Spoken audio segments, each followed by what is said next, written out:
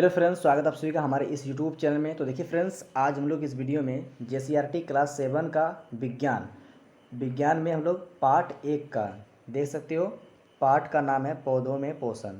ठीक है, इंग्लिश में इसको न्यूट्रिशन इन प्लांट कहते हैं। ठीक है, तो आज हम लोग इस वीडियो में इस पार्ट का अभ्यास का प्रश्न को करेंगे।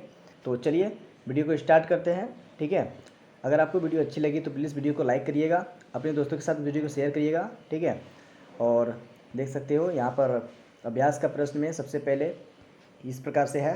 तो देखिए, सबसे पहले यहाँ पर इसमें बोला गया है कि सही उत्तर पर टिक का चिन्ह लगाइए। ठीक है, तो यहाँ पर आप देख सकते हो पहला नंबर में है, कीटों को पकड़कर अपना आहार बनाने वाले पौधे का नाम क्या है। ऑप्शन देख सकते हो यहाँ पर 4 ऑप्शन दिया हुआ है। ठीक है, जिसमें से यहाँ पर पहला ऑप्शन देखिए अमरवेल है, दूसरा ऑप्शन उड़हुल है ना, तीसरा ऑप्शन घटपर्णी है और चौथा ऑप्शन गुलाब है। तो यहाँ पर आपको जो राइट आंसर है उसको चुनना है। ठीक है, तो आप इसको अच्छे से देख लीजिए। देखिए, इसका आंसर जो है ना वो होगा ऑप्शन नंबर ग। ठीक है, घटपर्णी। घटपर्णी क्या है? तो घटपर्णी ये कीटों को पकड़ने वाला एक पौधा है। ठीक है ना, कीटों को पकड़कर ये अपना आहार मतलब भोजन बनाने वाला एक पौधा है। ठीक है, चलिए आगे बढ़ते हैं। अगला क्वेश्चन देखिए, अगला क्वेश्चन है, पौधों द्वारा है ना सौर ऊर्जा को रासायनिक ऊर्जा में परिवर्तित किए जाने को क्या कहते हैं। यहाँ पर आप ऑप्शन देख सकते हो। पहला ऑप्शन श्वसन, दूसरा ऑप्शन प्रकाश संश्लेषण, तीसरा ऑप्शन उत्सर्जन और चौथा ऑप्शन इनमें से कोई नहीं। तो देखिए, इसमें इसका आंसर हो जाएगा ऑप्शन नंबर ख। ठीक है, प्रकाश संश्लेषण। तो पौधों द्वारा सौर ऊर्जा को रासायनिक ऊर्जा में परिवर्तन किए जाने को क्या कहते हैं? प्रकाश संश्लेषण कहते हैं। याद रखिएगा इसको। अगला क्वेश्चन बढ़ते हैं। प्रकाश संश्लेषण में हरे पौधे द्वारा वातावरण से ली जाने वाली गैस का नाम क्या है? ठीक है, जितने भी सारे पौधे हैं वो वातावरण से कौन सा गैस लेते हैं? पहला ऑप्शन ऑक्सीजन, दूसरा ऑप्शन नाइट्रोजन, तीसरा ऑप्शन कार्बन डाइऑक्साइड और चौथा ऑप्शन इनमें से कोई नहीं।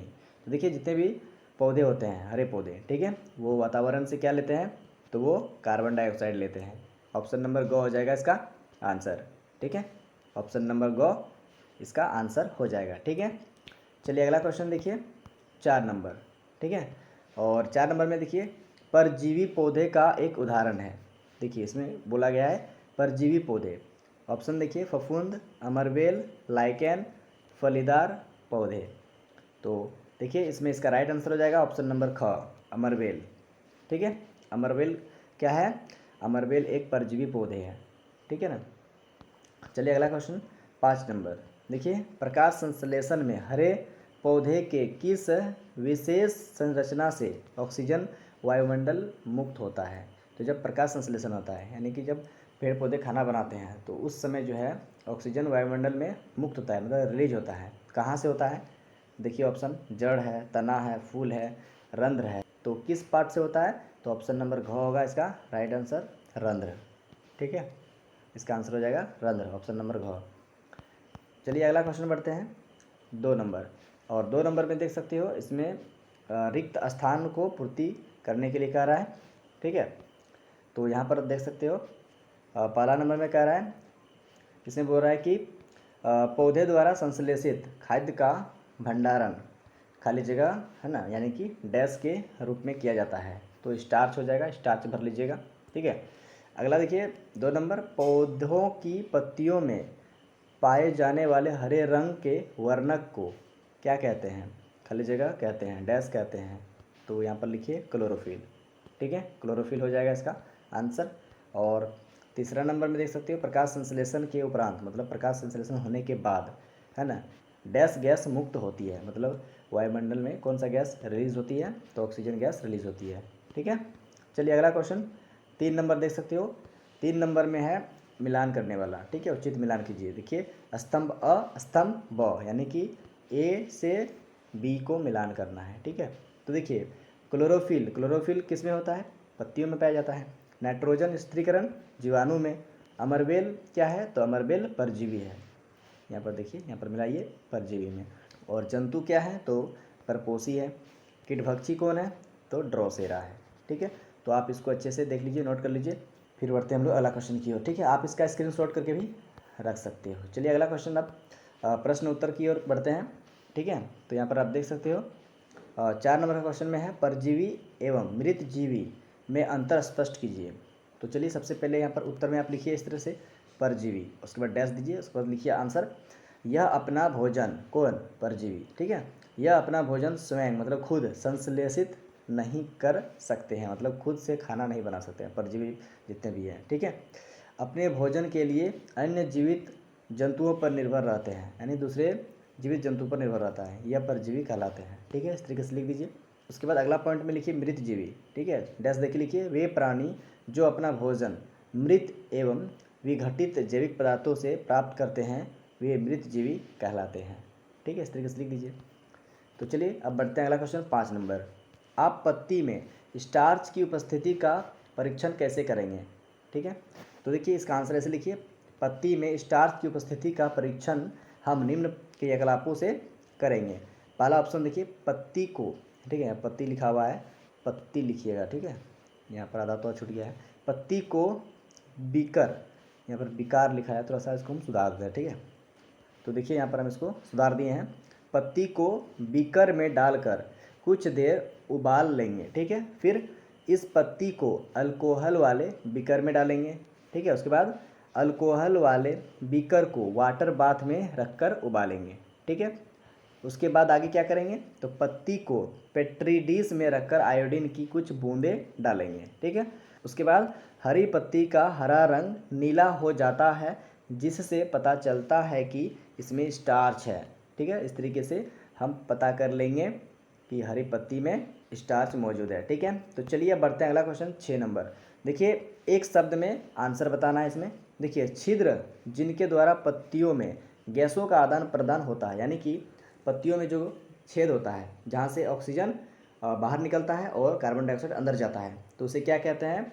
उसे रंध्र कहते हैं। आंसर में लिखिए रंध्र। क्लियर है। अगला क्वेश्चन देखिए, इसमें बोला गया है कि नालिका जिनके द्वारा जल एवं खनिज लवण पत्तियों तक पहुंचाए जाते हैं, तो वो क्या कहलाते हैं? तो वो वाहिकाएं कहलाती हैं, ठीक है। अगला क्वेश्चन देखिए 7 नंबर। और 7 नंबर में देखिए इसमें बोला गया है कि निम्नलिखित में सही कथन के आगे सही तथा गलत कथन के आगे गलत लिखिए, ठीक है। या फिर टिक भी लगा सकते हैं, ट्रू फॉल्स भी लिख सकते हैं, है ना। देखिए प्रकाश संश्लेषण में ऑक्सीजन गैस मुक्त होती है, सही बात है। प्रकाश संश्लेषण जब होती है उसमें गैस मुक्त होती है ना। तो ये सही है, इसलिए टिक लगा दीजिए, ठीक है। या फिर सत्य भी लिख सकते हो। अगला क्वेश्चन देखिए, ऐसे पादप जो अपना भोजन स्वयं संश्लेषित करते हैं परजीवी कहलाते हैं। नहीं, फॉल्स हो जाएगा, इसमें गलत हो जाएगा, असत्य लिखिए इसमें, ठीक है। ऐसे पादप जो अपना भोजन स्वयं संश्लेषित करते हैं वो परजीवी नहीं कहलाते हैं, ठीक है। अगला देखिए प्रश्न है, प्रकाश संश्लेषण का उत्पाद प्रोटीन नहीं है, ये गलत हो जाएगा, फॉल्स लिखिए इसमें, ठीक है। अगला देखिए 4 नंबर, प्रकाश संश्लेषण में सौर ऊर्जा का रासायनिक ऊर्जा में रूपांतरण हो जाता है, सही बात है, ट्रू लिखिए इसमें, सत्य लिखिए। अगला देखिए, कीटभक्षी पौधे प्रकाश संश्लेषण द्वारा अपना भोजन कार्बोहाइड्रेट बनाते हैं, ठीक है। तो ये भी गलत हो जाएगा, ठीक है। कीटभक्षी पौधे क्या करते हैं? वो कीड़े मकोड़े खाते हैं, ठीक है। वो प्रकाश संश्लेषण के द्वारा अपना भोजन तैयार नहीं करते हैं, ठीक है। चलिए अब बढ़ते हैं नेक्स्ट क्वेश्चन 8 नंबर। देखिए 8 नंबर में कहा गया है कि प्रकाश संश्लेषण प्रक्रिया को एक समीकरण द्वारा दर्शाने के लिए कहा गया है। तो उत्तर में इस प्रकार से लिखिए, प्रकाश संश्लेषण को निम्नलिखित समीकरण द्वारा दर्शाया जा सकता है। यहाँ पर आप देख सकते हैं, इस प्रकार से समीकरण लिखिएगा। कार्बन डाइऑक्साइड कहाँ से मिलेगा? वायु से, मतलब हवा से। उसके बाद जल कहाँ से मिलेगा? मिट्टी से। सूर्य का प्रकाश और क्लोरोफिल की उपस्थिति में कार्बोहाइड्रेट और ऑक्सीजन हमें मिलेगा, ठीक है। जो कि कार्बोहाइड्रेट जो है ना पौधों में संचित भोज्य पदार्थ है और ऑक्सीजन वायुमंडल में विमुक्त हो जाता है, यानी कि ऑक्सीजन जो है वो हवा में मिल जाते हैं, जो हम लोग सांस के रूप में लेते हैं जीव जंतु, ठीक है। उसके बाद देखिए इसका फॉर्मूला इस प्रकार से आप लिख सकते हैं, सूत्र देखिए इस तरह के समीकरण लिखिए, रासायनिक समीकरण 6CO2 और प्लस 12H2O, सूर्य का प्रकाश और नीचे में लिखिए क्लोरोफिल और इस तरीके से तीर दीजिए। उसके बाद C6H12O6 plus 6O2 plus 6H2O, ये इक्वेशन है, ये समीकरण है, ठीक है, प्रकाश संश्लेषण का। तो आप इसको अच्छे से देख लीजिए, ठीक है। चलिए आगे बढ़ते हैं अब क्वेश्चन नंबर 9। प्राकृतिक विधि द्वारा मिट्टी में पोषक तत्वों के पुनः पूर्ति का उल्लेख करें। तो आंसर लिखिए यहाँ से, प्राकृतिक विधि द्वारा मिट्टी में पोषक तत्वों की आपूर्ति पेड़ पौधों की पत्तियाँ, खाद गोबर इत्यादि द्वारा हो जाती है। ठीक है, अगला क्वेश्चन देखिए, किसान अपने खेतों में रासायनिक उर्वरक क्यों मिलाते हैं, यानी कि खाद क्यों डालते हैं। ठीक है, देखिए तो उत्तर में लिखिए, किसान अपने खेतों में रासायनिक उर्वरक यानी कि खाद कृषि की उपज यानी कि ज़्यादा फसल बढ़ाने के लिए डालते हैं। ठीक है, और यह रसायन शीघ्र घुल जाते हैं, यहाँ धूल लिखा गया है, यहाँ घुल होगा। ठीक है, यहाँ घुल होगा, घुल जाते हैं और मिट्टी में घुलकर पौधों को पोषक तत्व प्रदान करने का कार्य करते हैं। ठीक है, उसके बाद आगे लिखिए, मिट्टी में नाइट्रोजन, फास्फोरस, पोटासियम जैसे तत्वों की आपूर्ति रासायनिक उर्वरकों द्वारा भी करते हैं। इससे मिट्टी का खोया हुआ पोषक तत्वों खेतों को पुनः मिल जाता है, इसीलिए हम लोग उर्वरक का इस्तेमाल करते हैं। क्लियर है, तो आप इसको अच्छे से देख लीजिए, नोट कर लीजिए, है ना। फिर हम लोग बढ़ेंगे अगला क्वेश्चन, आप इसका स्क्रीनशॉट भी कर सकते हो। चलिए देखिए अगला क्वेश्चन है 11 नंबर। देखिए इसे बोला गया है, फलीदार पौधों को उगाने के लिए नाइट्रोजन युक्त खाद का उपयोग क्यों नहीं किया जाता है, अपने उत्तर का कारण लिखिए। देखिए आंसर में लिखिए ऐसे, नाइट्रोजन युक्त फलीदार पौधों को उगाने के लिए खाद का उपयोग नहीं किया जाता क्योंकि इनकी जड़ों के गांठों में राइजोबियम रहते हैं तथा उन्हें नाइट्रोजन की आपूर्ति करते हैं। इसके बदले फलीदार पौधे राइजोबियम जीवाणु को आवास एवं खाद प्रदान करते हैं। ठीक है, इसीलिए इसका इस्तेमाल नहीं करते हैं। उसके बाद देखिए आगे अगला क्वेश्चन 2 नंबर में, हम रसोई में अपना भोजन स्वयं पकाते हैं, इसका अर्थ यह हुआ कि मनुष्य भी स्वपोषी होते हैं। क्या आप इस बात से सहमत हैं, कारण देने के लिए इसमें कहा गया है। तो देखिए इसमें ऐसे लिखिए आंसर में, नहीं मैं इस कथन से सहमत नहीं हूँ क्योंकि मनुष्य परपोषी होते हैं। ठीक है, वह अपना भोजन स्वयं निर्माण तो करते हैं लेकिन भोजन के विभिन्न तत्वों के लिए वे दूसरे जीव जंतुओं पर और पेड़ पौधे पर निर्भर रहता है।